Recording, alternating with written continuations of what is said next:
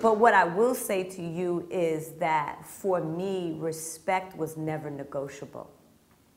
And I think because I decided that respect was never negotiable, though I would have men and certain dynamics and situations that I would be involved in as a young MC, that I would be able to say, I'm not down with that, I'm not doing that. It was never a problem for me.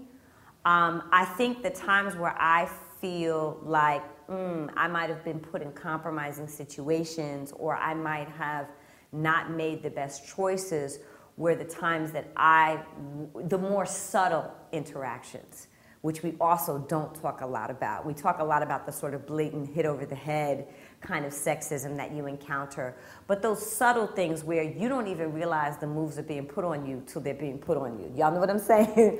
And it's like all of a sudden now, you know, you gotta move his hand from around your waist and you don't even know how it got there.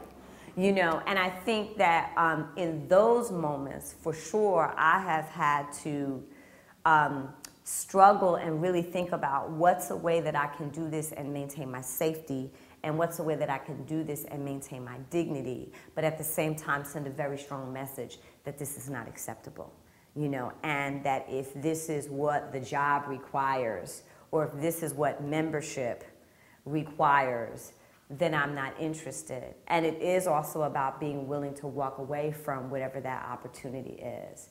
You know, so I feel like we as women compromise ourselves because we think it's a means to an end. And very often, or we take abuse because somehow we may think it's a means to an end.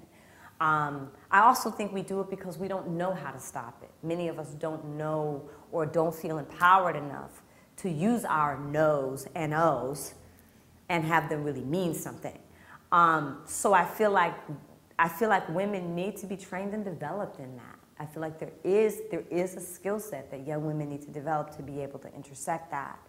And I also feel like, again, we need to be more adamant about creating safe spaces for women to get their music on, to get their, you know, their B-girling on, to get their art on, where we're not beholden to people who want to objectify us in order to get that deal made, get that film done, get that record cut, you know what I mean? And again, it comes back to how are we willing to come together and create viable alternatives with our own loot to do this.